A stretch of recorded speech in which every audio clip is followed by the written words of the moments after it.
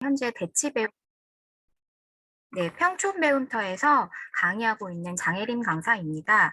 앞서 원장님께서 전반적인 입시 설명에 대해서 좀 말씀을 해주셨는데요. 저는 이어서 저희 프로그램 안내와 또 수업 방식에 대한 설명 간단히 말씀드리고자 합니다. 설명 들으시면서 궁금하신 사항은 저희 설명이 끝난 후에 채팅창에 좀 남겨주시면 감사하겠습니다. 네, 그럼 시작할 텐데요. 먼저 제가 우리 아이들의 독서 습관을 점검할 수 있는 체크리스트 문항을 좀 마련해 보았습니다. 문항을 보시면서 우리 아이가 겪고 있는 불편함이다 라고 생각되시는 부분들을 좀 체크해 보시기 바랍니다. 네, 자, 그럼 잠깐 시간 드리겠습니다.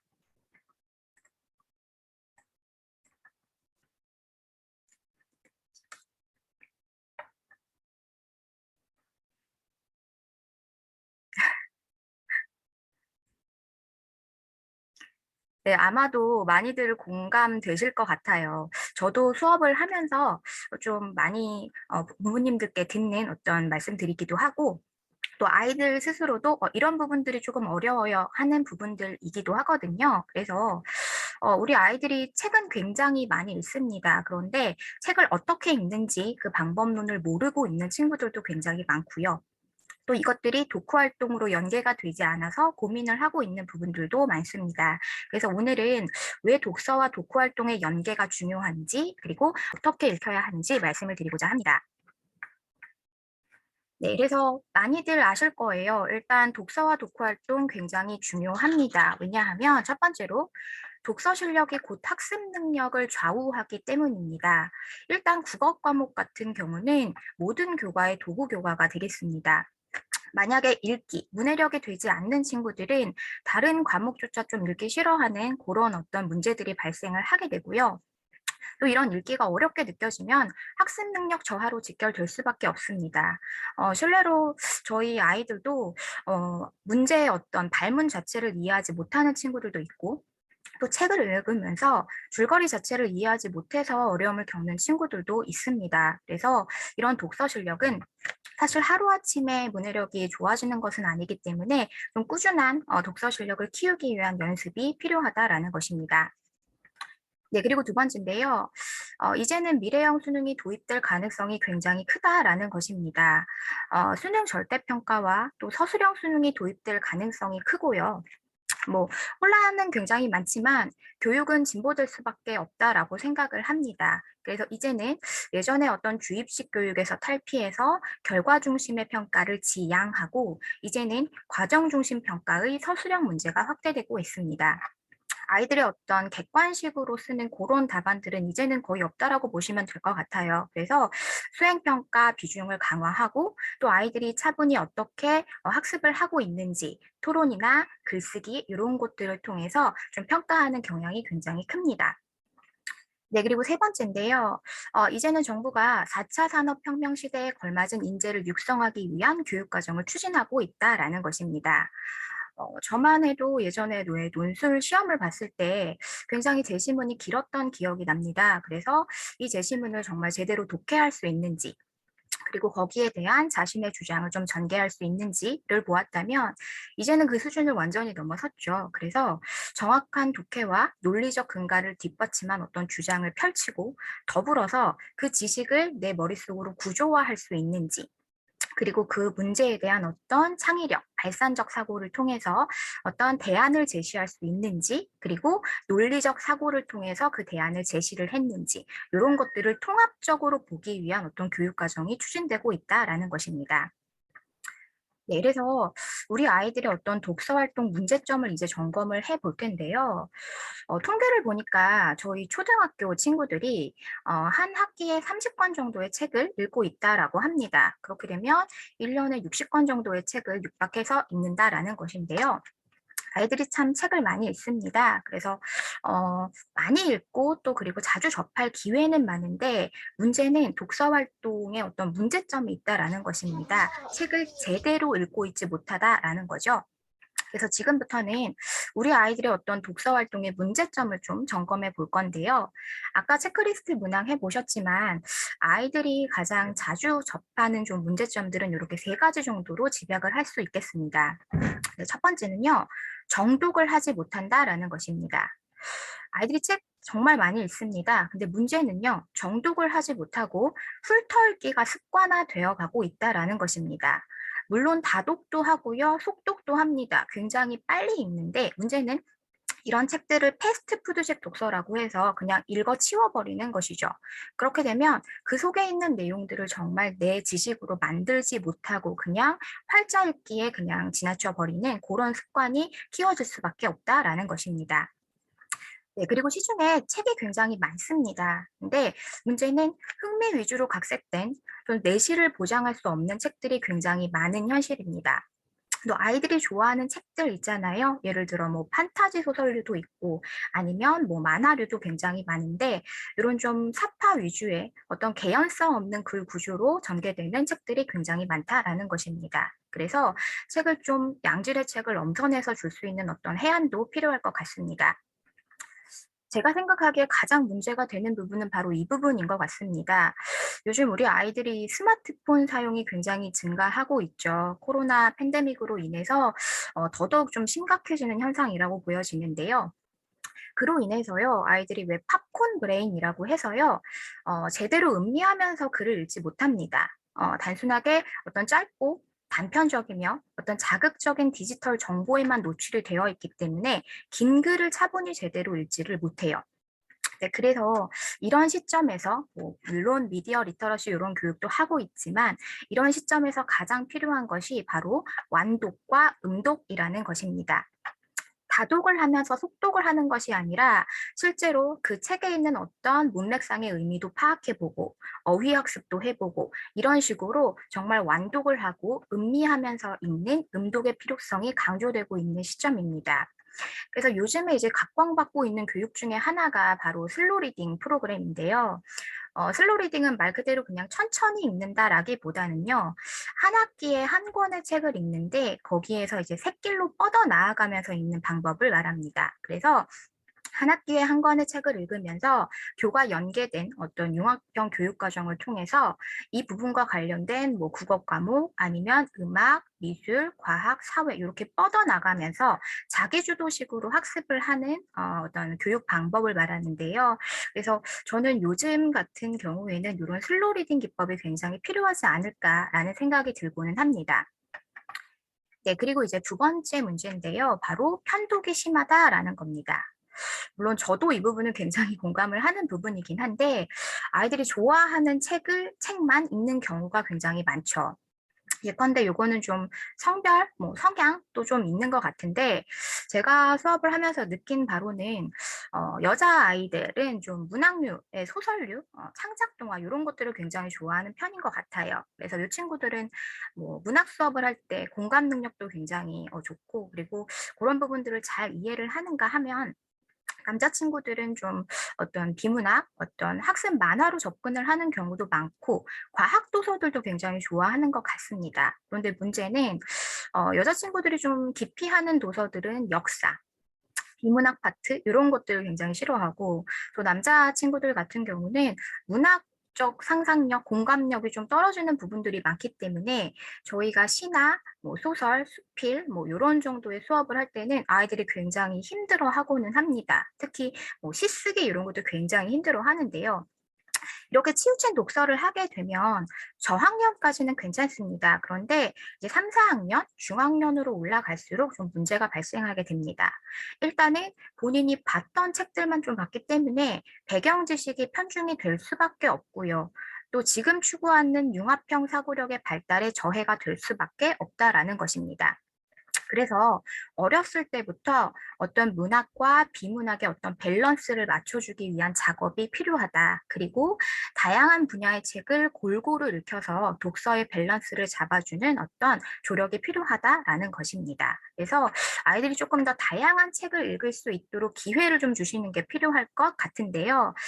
일단은 저 같은 경우는 아이들이 좋아하는 책을 읽으면서 싫어하는 책은 좀 보상식으로 한 권 같이 읽을 수 있도록 좀 해주기도 하고요.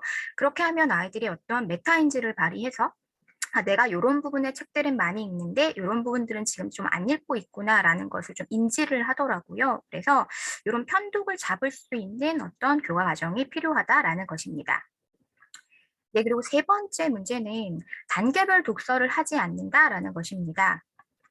저희 초등 친구들도요, 굉장히 어려운 책의 철학류의 책들을 읽는 친구들이 많습니다. 그런데 일부러 이렇게 어려운 것을 먼저 접해주게 된다 보면은 책 자체를 싫어하고 독후 활동 자체를 기피하는 어떤 현상이 발생하게 됩니다.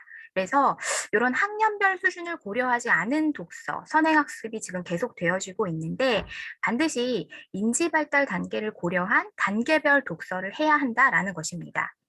그래야 아이들이 독서에 대한 흥미도 높일 수 있고 또 독서에 대한 자아 존중감도 높일 수 있다라고 생각을 합니다. 그래서 저희 대표님께서 항상 말씀해 주시는 건데 책을 읽는 것과 읽는 척 하는 것은 다르다. 그래서 아이들이 그냥 활자 읽기로 그냥 읽어 치우는 것이 아니라 정말 내 지식으로 구조화할 수 있는지 그래서 책은 좀 깨끗이 보는 건 별로 좋은 건 아닌 것 같아요.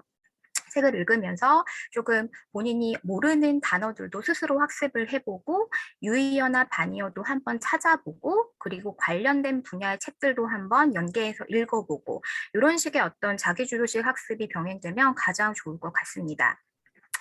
물론 너무 쉬운 책은 또 좋지 않습니다. 그래서 아이들에게 약간의 긴장감은 줄 수 있는 그러나 재미도 있으면서 학교 교육과정과 연계된 도서가 가장 적합하다라고 생각을 해서 저희는 책을 선정할 때 이런 부분들을 고려해서 책을 엄선하고 있습니다. 네, 그래서 저희 학원이 하는 수업 방식은 여기 보시면 바로 사위일체식 수업입니다. 이 사위일체식 수업이라는 것은 먼저 독서를 합니다. 그리고 그 내용과 관련해서 학원에 와서 토론을 하고요. 그 다음에 그 내용과 관련해서 원고지의 글쓰기, 논술을 합니다. 그리고 선생님께서 1대1 대면 첨삭을 진행해 주십니다. 그래서 저희는 이런 사위일체식 수업을 고수하고 있는데요. 그래서 저희 수업 방식의 이제 가장 큰 장점이라고 한다면 바로 토론과 논술 그리고 1대1 대면 첨삭이라고 말씀드릴 수 있겠습니다. 간단히 말씀드리면 아이들이 매주 저희가 선정한 한 권의 책을 읽고 옵니다. 그리고 그에 관련된 워크북을 숙제로 풀어오게 됩니다. 그러면 워크북에 관련된 어떤 내용들을 선생님과 수업 시간에 한번 맞춰보고 그 다음에 관련한 토론을 전개하게 되는데요. 일단 토론 수업 같은 경우는 굉장히 필요한 부분이라고 생각이 되어집니다. 여기 보시면 토론을 하게 되면 기를 수 있는 능력들이 여기 나와 있는데요. 먼저 토론에 관련된 자료를 조사하는 능력이 기를 수 있다. 그리고 어떤 읽기 능력은 뭐 당연할 수밖에 없겠죠. 그리고 또 논리적인 글쓰기까지 해야 되고 친구들의 의견을 들어야 하기 때문에 경청하는 능력도 키워집니다. 그런데 이런 것들보다도 제가 토론을 하면서 가장 좀 아이들에게 좀 필요하다라고 생각되는 부분들은 아이들의 어떤 편협한 사고의 틀을 자연스럽게 깰 수 있다라는 것입니다. 일례로 저희 토론 주제가 굉장히 다양한데요. 고학년쯤 되면 아이들이 저는 무조건 주장 1팀 아니면 주장 2팀 찬성 반대 팀밖에 저는 못하겠습니다. 토론에서 이렇게 고집을 부리는 친구들이 있습니다. 많은데요. 사실 근데 그 친구들이 토론을 한 후에는 좀 유연한 사고방식으로 좀 바뀌게 되더라고요. 그래서 토론 후에는 선생님, 저는 사실은 이렇게 생각했었는데 토론 후에 친구들의 의견을 들어보니까 저런 방향으로도 좀 접근을 할 수 있는 것 같아요. 라고 좀 얘기를 하고는 하거든요. 저희가 아무리 이렇게도 생각해봐, 뭐 저렇게도 생각해봐, 어떤 방향을 제공을 해도 아이들이 그냥 흘려버리는 경우가 굉장히 많잖아요. 그런데 토론을 하면 자기 또래끼리 어떤 집단지성을 발휘해서 무언가 좀 유연한 사고를 자연스럽게 할 수 있게 된다라는 부분이 토론의 가장 강점인 것 같습니다. 네, 그리고 이제 논술, 글쓰기를 하게 되는데요. 먼저 학원에 처음 온 친구들은요, 아예 못 쓰는 친구들이 많습니다. 상당히 많은데, 예를 들어서, 선생님, 뭘 쓰죠? 어떻게 시작하죠? 어디부터 시작하죠? 이런 질문들을 많이 하는데요. 다행인 것은 저희가 이미 토론을 했기 때문에 그만큼 글감을 마련을 한 상태입니다. 그래서 그 글감들을 어떻게 원고지에 유려하게 옮길 수 있는지 선생님과 개요짜기를 좀 시작을 합니다. 그래서 아까 나왔던 부분들을 서론에 문제 제기를 하고 또 본론에 주장과 근거를 이렇게 첫째, 둘째, 셋째 일목요연하게 쓰고 그리고 결론에서 주장을 강조하면서 너의 대안을 좀 제시해봐. 이런 식으로 개요를 짠 후에 글쓰기를 하면 훨씬 더 글쓰기가 수월하고 또 구조화시켜서 글을 쓸 수 있다라는 것입니다. 그래서 아이들이 이렇게 원고지의 글쓰기를 한 30분에서 40분 정도 할애를 하게 됩니다. 그러면 거기에서 끝나는 것이 아니라 한 명씩 나와서 1대1 대면 첨삭을 받게 됩니다. 이 대면 첨삭은 내용 첨삭과 그리고 형식 첨삭 두 개 다 이루어지는데요. 어머니들이 많이 걱정하시는 뭐 맞춤법, 띄어쓰기 이런 형식 첨삭 같이 들어가고요. 또 이런 내용으로 전개해 보면 어떨까? 이런 내용 첨삭도 같이 진행이 됩니다. 너무 방향이 잘못된 친구들은 강사에 따라서 다시 쓰기, 즉 고쳐 쓰기를 시키기도 합니다. 그래서 반드시 바로 잡아야 하는 부분들은 바로 잡고 넘어갈 수 있도록 이렇게 수업을 진행하고 있습니다. 네, 그래서 저희 토론 방식을 좀 보여드리려고요. 저희는 학교에서는 자유토론 뭐 이런 식으로 많이 하지만 저희는 대회에서 하는 방식, 세다 토론, 아카데미 토론이라고 하는데요.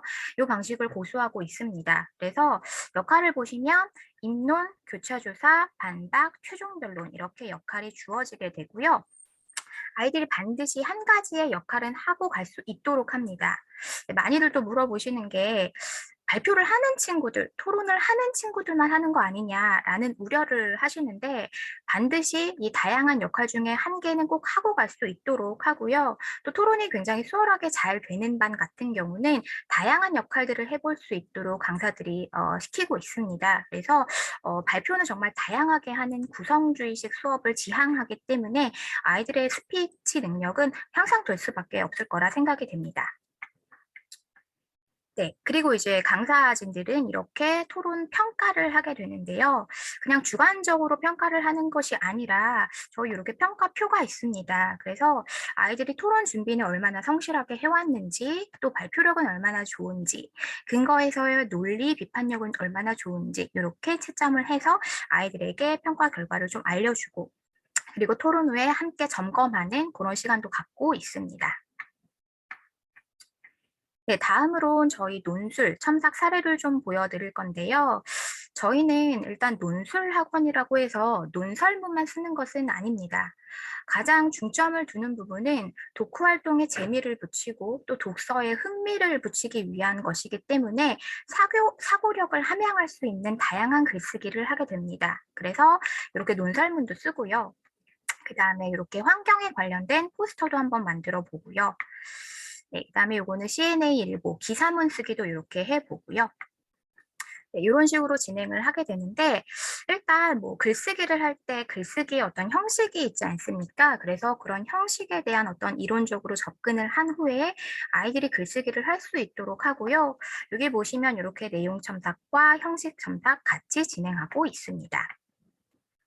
근데 요즘은 코로나로 인해서 저희가 줌 수업도 같이 병행을 하고 있습니다. 그래서 줌 수업을 하는 경우에는 아이들이 이렇게 글을 써서 강사진에게 보내면 이렇게 저희가 채팅을 해서 다시 첨삭본을 보내주고는 합니다. 그래서 요거 이제 4학년 수업이었는데 죽음에 관련된 글쓰기를 한번 해보았어요. 그래서 이렇게 첨삭을 해본 부분이고요.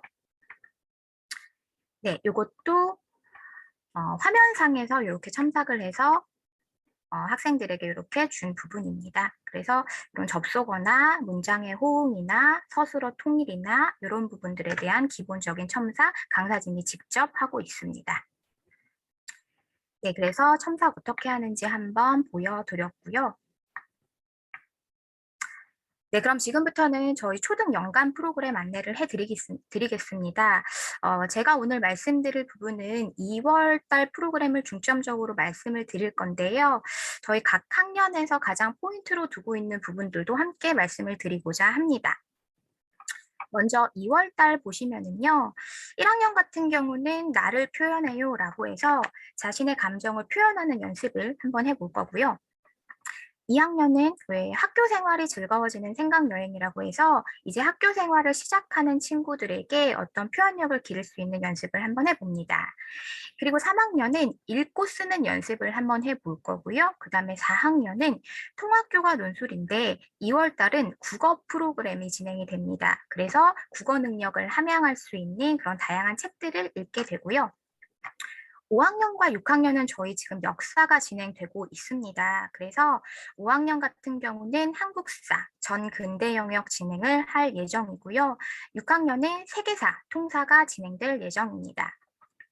그래서 저희 이렇게 커리큘럼 보시면 정말 다양한 분야의 책들을 읽힙니다. 그런데 가장 학년별로 좀 중점적으로 보아야 할 사항은 먼저 4학년 같은 경우는 여기 보시면 5, 6월에 진행되는 CNA 오디세이 프로그램입니다.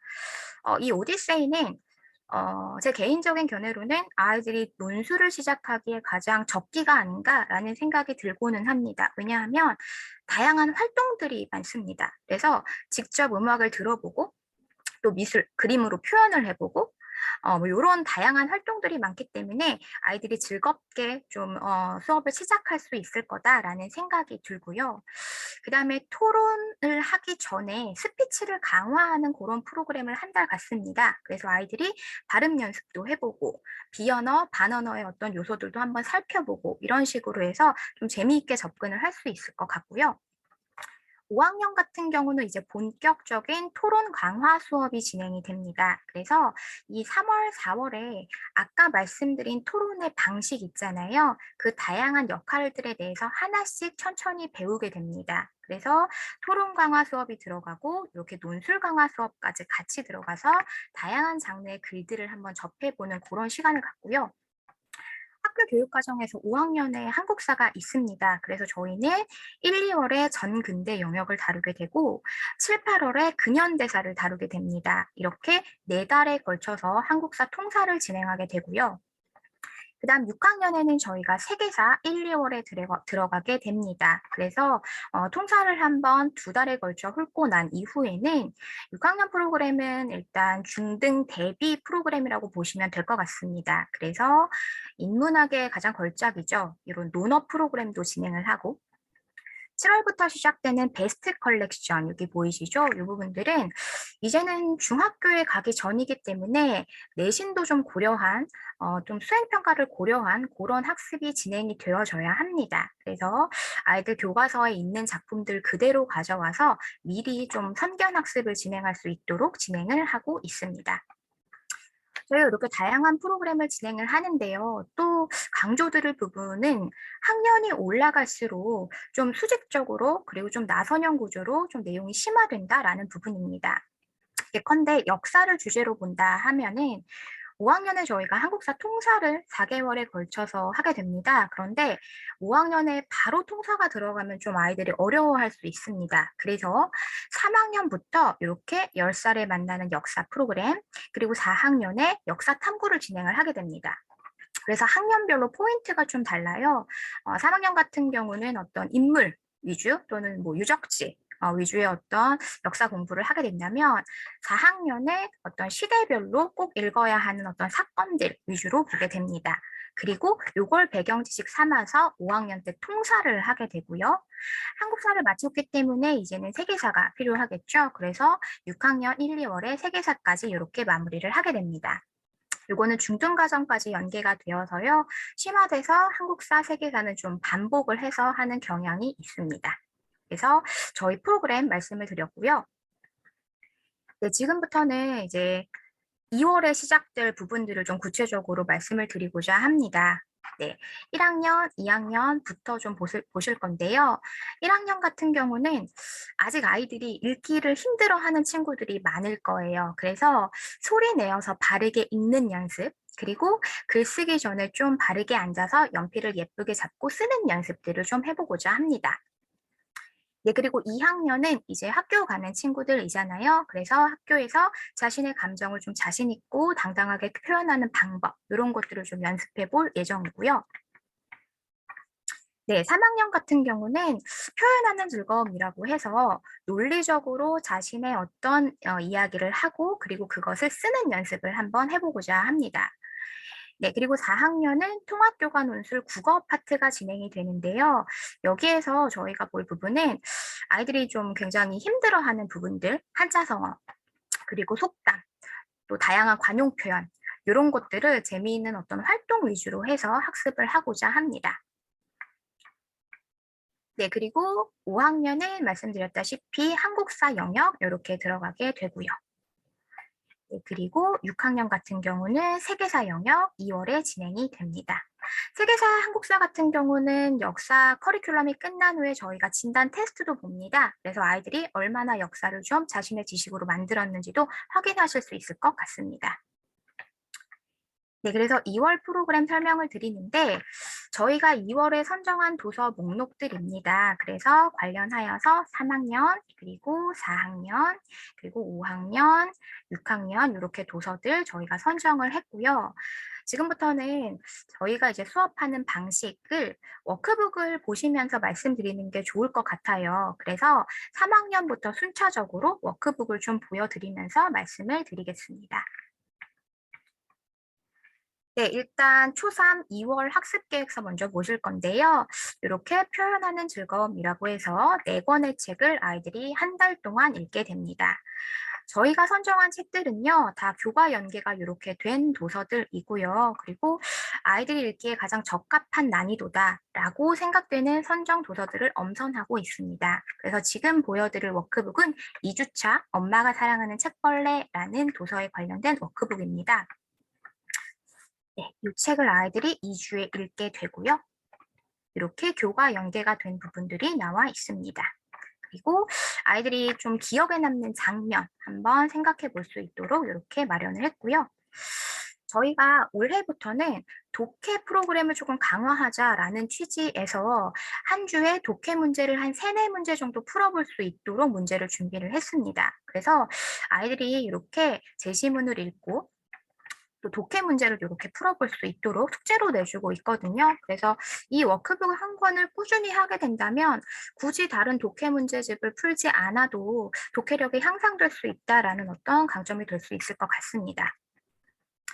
네, 그리고 이제 저희 기본적인 워크북 구성은 먼저 이렇게 어휘 파트가 들어갑니다. 그래서 3학년 아이들이 좀 어려워할 만한 어휘들이죠. 그래서 이런 것들을 한번 넣어보고 또 수업 중에는 이런 단어를 활용해서 짧은 글짓기를 할 수 있도록 한번 시켜보기도 합니다. 그러면 아이들이 자신이 알고 있는 언어를 좀 활용을 할 수 있으니까요. 네, 그리고 3학년 같은 경우는 이렇게 받아쓰기도 진행을 해봅니다.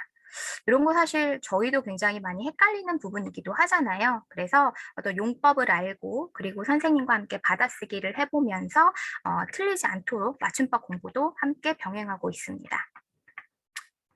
네, 그 다음에 진행되는 문제는 독해 문제입니다. 그래서 아이들이 책을 반드시 정독해야만 풀 수 있는 문제들로 구성이 됩니다. 책을 만약에 훑어 읽었다면 이 문제들을 풀기가 아마 어려울 거예요. 그래서 아이들이 책을 정독했는지의 여부를 파악할 수 있는 문제들로 이렇게 구성을 합니다. 어, 이제 좀 숙련이 된 친구들은요, 책을 읽으면서 문제를 푸는 경향이 있거든요. 그러면 이제 시간을 좀 단축할 수 있으니까. 그런데 미연에 그런 것들을 좀 방지하기 위해서 반드시 한 권의 책을 정독한 후에 그 다음에 워크북을 같이 주시면 워크북을 보면서 모르는 부분들은 다시 한번 찾아보고 이렇게 되면 그래도 한 번 반 정도는 읽고 수업에 들어올 수 있지 않을까 싶습니다. 그래서 그렇게 좀 습관을 들여주시면 가장 좋을 것 같고요. 네, 그 다음에 이제 사고력 문제가 전개가 됩니다. 이 사고력 문제는 아이들이 어떤 그냥 사실적 독해를 묻는 문제가 아니라 추론적, 비판적 사고를 함양할 수 있는 문제들로 출제를 했습니다. 그래서 먼저 책에 관련된 책이기 때문에 이거는 아이들이 본인이 좀 싫어하는 책들이 무엇인지, 그리고 내가 책을 읽으면서 겪는 불편함들은 무엇인지 한번 생각을 해보고, 그 다음에 좀, 이렇게 가족 또는 책을 주제로 자유롭게 글도 한번 적어보고, 그 다음에 이거는 부모님과 함께 하는 어떤 활동이에요. 그래서 가족들과 함께 감명 깊게 본 책도 한번 추천해서 친구들과 발표도 해보고 이런 식의 중학년들은 좀 재미있는 활동 수업이 좀 많습니다. 그래서 이렇게 진행을 하고 그 다음에 이제 논술, 글쓰기입니다. 그래서 관련 내용으로 해서 두 가지 문제가 출제가 되는데요. 책을 추천하는 글을 써보기도 하고 아니면 책 표지를 예쁘게 디자인을 해보기도 하고 이런 식으로 독후 활동을 진행을 하게 됩니다. 그래서 글쓰기 시간은 한 30분 정도 할애를 해서 하고 있고요. 첨삭 시간은 한 친구당 한 3분에서 4분 정도 할애를 해서 첨삭을 하고 있습니다. 네, 3학년 보셨고요. 네, 여기 원고지에 직접 쓰는 부분이고요. 저희가 첨삭을 이렇게 진행을 합니다. 이제는 4학년 보실 건데요. 4학년은 통합교과 논술 국어 프로그램이 진행이 됩니다. 그래서 다양한 국어 이론과 장르적 특성을 학습하며 또 올바른 언어 습관을 갖기 위한 학습을 진행하게 되는데요. 많이들 궁금해하시는 부분들이긴데 일단 아이들이 좀 싫어하는 고사성어, 그리고 속담, 관용 표현 이런 것들을 읽힐 수 있는 수업이 진행이 됩니다. 그래서 이렇게 교과 연계된 도서들 진행이 되고 제가 지금 보여드릴 부분은 2주차 속담에 관련된 책을 한번 보여드리고자 합니다. 네, 저희가 매년 선정하고 있는 도서이기는 한데요. 네, 독해 원리도 4학년에 똑같이 들어갑니다. 그래서 일단 4학년들은 그냥 문제를 풀이하는 것이 아니라 독해 원리를 하나씩 배우고 나서 그것을 실전에 적용해서 문제를 풀어볼 수 있도록 이렇게 진행을 하고 있고요. 네, 그다음에 배경 지식으로 생각 열기는 그 책과 관련된 배경 지식을 좀 확장할 수 있도록 저희가 좀 실어 보았습니다. 그래서 이 부분들도 아이들이 집에서 밑줄을 그으면서 꼭 읽어올 수 있도록 하고요. 또 중요한 포인트들은 선생님과 함께 좀 짚고 넘어갈 수 있도록 진행을 하고 있습니다. 네, 그리고 어휘 다지기는 3학년과 좀 형식이 달라졌죠. 그래서 한자와 관련된 어떤 단어들을 학습을 하게 되는데 한 주에 하나의 한자를 배우면서 이 한자가 활용된 단어들로 좀 확장을 하게 됩니다. 그래서 저 같은 경우는 이 단어를 확장한 다음에 이 단어를 넣어서 짧은 글 짓기 이런 것도 한번 시켜보거든요. 그러면 아이들이 좀 이 단어를 활용해서 글쓰기에 또 좀 적용을 할 수 있을 것 같습니다. 네, 그리고 4학년 어휘는 또 3학년과는 좀 차별화가 됩니다. 아이들이 직접 맞춤법에 어긋나는 부분을 바르게 고쳐보는 건데요.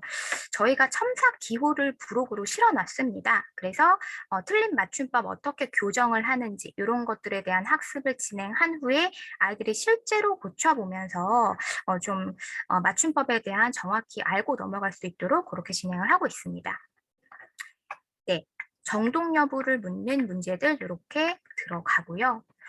네, 상당히 어렵습니다. 녹록지 않아요. 그래서 반드시 책을 2번 정도는 꼼꼼히 읽어야 풀 수 있을 거라 판단이 되고요. 그래서 책을 읽을 수 있는 시간을 좀 절대적으로 확보를 해주시는 게 필요할 것 같습니다. 그리고 생각 나누기는 이런 속담을 이제 익혔다면 그 속담을 활용해서 조언이나 위로의 말을 전해보는 그런 문제도 한번 준비를 해봤고요. 그다음에 이런 거 아이들이 굉장히 재미있어 해요. 요거는 속담 암호인데요. 암호를 많이 해독한 속담 왕을 뽑아보는 그런 활동이거든요. 그래서 이렇게 초성 힌트를 주기 때문에 어렵지 않게 풀 수 있을 거라 생각이 되고요. 또 4학년은 활동이 굉장히 많습니다. 그래서 속담 맞히기 놀이를 한번 해보아요. 그래서 몸으로 속담을 표현하며 팀별로 그 속담이 뭔지 맞춰보는 그런 활동을 통해서 속담에 대한 내용을 체득할 수 있도록 준비를 해보았습니다. 네, 그리고 부록으로 다른 나라의 속담도 한번 읽어볼 수 있도록 했고요. 그다음 이제 글쓰기인데요. 글쓰기는 좀 생각을 확장해서 이런 속담이 있다면 나만의 어떤 현대 속담 사전으로 한번 바꾸어 보자. 왜냐하면 속담이라는 것도 시대 상황을 반영하는 말이지 않습니까? 그래서 시대 상황을 반영한 좀 현대 속담 사전 만들기도 한번 해보고요. 그다음에 속담을 익혔다면 그것을 4컷 만화로 표현해 보고요. 이런 글쓰기를 진행을 하게 됩니다. 네, 그래서 4학년 지금까지 보셨고요. 이제 5학년 진행이 되는데 5학년은 말씀드렸다시피 한국사 진행이 됩니다. 그래서 저희가 선정한 책은 여기 재미있다 한국사라는 책을 가지고 학습을 하게 되고요. 저는 고려시대 2주차 워크북을 좀 보여드리고자 합니다. 일단 5학년, 6학년 같은 경우는 역사이기 때문에 배경 지식이 굉장히 방대합니다. 아이들이 읽을 거리들이 많아요. 그래서 워크북을 절대 버리지 말고 갖고 있다가 좀 나중에도 역사 수업에 활용을 해보면 좋을 것 같습니다. 이렇게 역사 수업에는 연표가 들어갑니다. 그래서 수업에 오게 되면 연표를 보면서 선생님께서 주제 강의를 조금 해주십니다. 한 20분, 30분 정도 해주시고 워크북 풀이에 들어가게 됩니다. 그래서 한번 흐름을 훑고요. 그 다음에 이렇게 고려 지배층의 변화도 저희가 이렇게 일목요연하게 정리를 해보았습니다. 그래서 읽을 거리들이 많으니까 반드시 이 부분을 읽고 올 수 있도록 해주시는 게 필요할 것 같습니다. 네, 그리고 시중에 있는 어떤 뭐 출판사의 책들보다도 저희가 이렇게 핵심 정리를 해놓은 부분이 상당히 좋아요. 그래서 이런 부분들 아이들이 읽으면서 정리하고 올 수 있도록 해주시고, 네, 그리고 한국사이다 보니까 한국사에 관련된 개념어, 어휘학습 이렇게 진행이 되고요. 그 다음에 이 흐름으로 만나는 한국사도 아까 말씀드린 정독 여부를 파악할 수 있는 문제들로 구성을 합니다. 아마 역사를 할 때는 부모님들께 좀 물어보는 친구들이 많을 거예요. 이 사건은 뭐예요? 이 사람은 누구예요? 이런 식으로 물어보는 친구들이 많아서 아마도 같이 한국사 공부를 하시게 되지 않을까 그런 생각도 드는데요.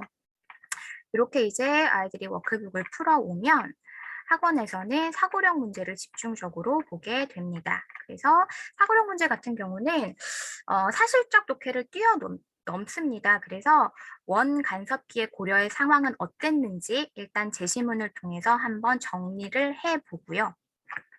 그 다음에 공민왕이 반원 자주 정책을 펼쳤는데 어떤 노력들을 했는지 한번 정리를 해봅니다. 여기까지 하면 사실적 독해 수준일 텐데 넘어가서 이런 공민왕의 반원 정책의 의미와 한계를 생각해보고 스스로 한번 평가를 내려보는 이런 문제를 마련했습니다. 그래서 아이들의 어떤 시대적 한계에 대해서 생각해볼 수 있는 문제들로 한번 접근을 해보았고요.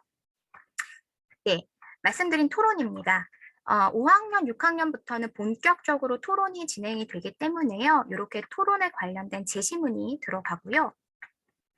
그 다음에 토론 준비표가 이렇게 들어가게 됩니다. 이번 주 논제는 대몽항쟁을 위한 강화천도는 타당한 선택인가? 이런 논제로 토론이 진행이 되고요. 한 30분에서 40분 정도 토론을 진행하게 됩니다. 그래서 입장 1과 2로 나누어서 이렇게 근거들을 마련해 보게 되고요. 아이들이 근거들을 마련했다면 토론 직접 스피치를 하면서 진행하게 됩니다. 그럼 토론을 마쳤으니 이것을 글감으로 해서 논설문 쓰기를 해보고요. 이런 식으로 해서 수업이 진행이 됩니다. 네, 5학년 한국사 워크북 보셨고요. 이제는 마지막으로 6학년 워크북 보실 건데요. 6학년은 저희 세계사 진행하고 있습니다. 저희가 선정한 책은 공부가 되는 세계사라는 책으로 진행을 하고 있는데요. 제가 보여드릴 부분은 바로 2주차 부분인데요. 르네상스와 종교개혁으로 시작된 근대사회에 대한 부분을 좀 보여드리고자 합니다. 네, 교과 연계 이렇게 나와 있고요. 세계사는 아무래도요, 어떤 용어 자체가 굉장히 어렵기 때문에 아이들이 반복해서 읽고 발음도 해봐야 하고요. 정리하는 시간이 절대적으로 필요합니다. 그래서 연표 이렇게 동일하게 들어가고요. 세계사 역시 읽을 거리들이 많습니다. 그래서 아이들이 배경 지식 이렇게 한번 읽어오고요. 네, 그 다음에 저희가 어휘학습 들어가게 되겠죠. 그래서 네, 세계사에 관련된 어휘 한번 학습을 하고 그 다음에 아이들이 좀 매주 꼭 해야 하는 학습들 한자성어 이렇게 들어갑니다. 그래서 한자성어의 뜻을 알고 제시문에 어울리는 한자성어를 골라본 후에 이 한자성어를 활용한 짧은 글짓기도 한번 해봅니다. 그래서 진짜 자신의 것으로 체득할 수 있도록 해보고요. 네, 흐름 세계사 역시 이렇게 세계사 책을 반드시 정독해야지만 풀 수 있는 문제들로 구성을 했습니다. 아까 보신 3학년 워크북과는 좀 온도차가 날 거예요. 6학년은 상당히 어렵기도 하고요. 이렇게 서술형 문제 쓰는 부분도 상당히 많습니다. 네, 그리고 이런 OX 문제 가장 어렵습니다. 왜냐하면 정말 책을 정독해야지만 풀 수 있는 문제들이기 때문이에요. 이런 부분들은 꼭 꼼꼼하게 읽고 할 수 있도록 해주시고 네, 그다음에 이제 사고력 문제 좀 보실 건데요. 이런 부분들은 이제 왜 융합형 사고 교육 과정이라고 해서 이렇게 다양한 미술 작품들과 세계사를 병행할 수 있도록 저희가 확장해서 생각해 볼 수 있도록 이렇게 자료도 실어 놓았습니다. 그래서 같이 한번 보게 되고요. 네, 그다음 이제 사고력 파트 들어가는데요. 네, 예술로 보는 르네상스라는 소제목인데 이렇게 중세와 그리고 르네상스의 예술 작품을 한번 비교해보고 그리고 이 그림을 통해서 어떤 시대를 보는 어떤 관점이 어떻게 달라졌는지 추론해보는 문제, 이렇게 사회상과 관련해서 적어보는 문제로 출제를 해보았습니다. 그러면 하나는 신중심이다, 하나는 인간 중심이다, 이런 식의 어떤 답안들이 나올 수 있도록 저희가 접근을 했고요. 6학년도 마찬가지로 이렇게 토론이 진행이 됩니다. 그래서 신학로 개척은 양면성이 있지 않습니까? 그래서 긍정적인 평가, 부정적인 평가를 동시에 받고 있는데 이것에 대해서 어떻게 생각을 하는지 토론을 진행해 보도록 합니다. 그래서 토론 준비표 역시 이렇게 들어가고요. 그래서 저희가 꼭 들어가야 하는 쟁점들을 이렇게 먼저 적어줍니다. 그러면 아이들이 요거에 대해서 생각을 해보고 중심 근거를 마련해보는 활동들을 하고 있습니다. 네, 그래서 여기 토론 일지에 직접 이렇게 토론 작성을 하게 됩니다. 그리고 그것을 글감으로 해서 이렇게 개요짜기를 한 뒤에 원고지에 글쓰기를 하게 됩니다. 네, 그래서 전반적인 저희 수업 방식은 이렇게 진행이 되고요. 저희 수업은 일단 3학년, 4학년 같은 경우는 주 1회 수업이고 1회당 2시간 수업을 하고 있고요. 그 다음에 5학년, 6학년 같은 경우는 물론 배움터마다 차이가 있지만 2시간 반 수업을 하고 있습니다. 그래서 제가 이제 설명회를 준비하면서 우리 학원만의 어떤 강점을 좀 말씀을 드려야겠다라는 생각이 들었는데 먼저 저희 학원은 20여 년 토론과 논술 노하우를 담은 교재를 강사진이 직접 제작을 합니다. 그리고 선정도서도 강사진이 직접 컨택을 하고요. 그래서 교과 연계된 양질의 선정도서를 준비하고 있고 또 저희 출판부가 따로 있습니다. 그래서 워크북을 출판부에서 자체 제작을 하고 있다라는 거. 네. 그리고 저희는 타 학원들은 뭐 토론만 하는 학원, 아니면 글쓰기만 하는 학원, 아니면 뭐 첨삭을 하지 않는 학원 다양한데요. 뭐 각자의 교육 철학이 다를 테지만 저희는 구성주의에 입각한 4위일체식 수업을 고수하고 있습니다. 그래서 강사진이 굉장히 바쁩니다. 뭐 토론도 해야 되죠. 뭐 글쓰기도 해야 하고 첨삭도 해야 되죠. 바쁜 수업인데 그만큼 아이들이 얻어가는 것이 훨씬 많다라고 생각을 합니다. 네, 그리고 고학년의 경우 저희는 일반반과 3%반으로 이원화하여서 수월성 교육을 하고 있습니다. 그래서 4학년 말부터는 이를 위해서 정기 테스트를 진행을 합니다. 그래서 일정 점수 이상이 되면은 3%반으로 갈 수 있다라고 말씀을 드리는데요. 3%반은 아무래도 그 수업의 구성원이 다른 만큼 토론의 어떤 근거들이 조금 더 심화된 내용들이 들어갈 수 있다라는 부분들이 있을 것 같고요. 그다음에 저희는 직영점이 전국에 6개 정도 있습니다. 그래서 전국 단위로 매년 토론 대회를 개최하고 있는데요. 각 배움터의 친구들끼리 모여서 토너먼트식으로 토론 대회를 하는 거거든요. 그런데 아쉽게도 코로나 이후에는 줌으로 저희가 토론 대회를 하고 있습니다. 그래서 작년에는 동탄 배움터 친구들이 우승을 한 기억이 있는데 이렇게 해서 좀 자신의 실력을 뽐낼 수 있는 기회를 마련하고 있고요. 저희 6개 직영점 동일한 시스템을 구축하고 있습니다. 그래서 전문 강사진이 대치 본원에서 직접 학습을 하고 또 직접 가르치는 그런 시스템입니다. 그래서 저희 학원의 강점 말고도 많은데요. 이런 정도로 좀 정리를 해볼 수 있을 것 같고요. 네, 지금까지 저희 CNA 프로그램 안내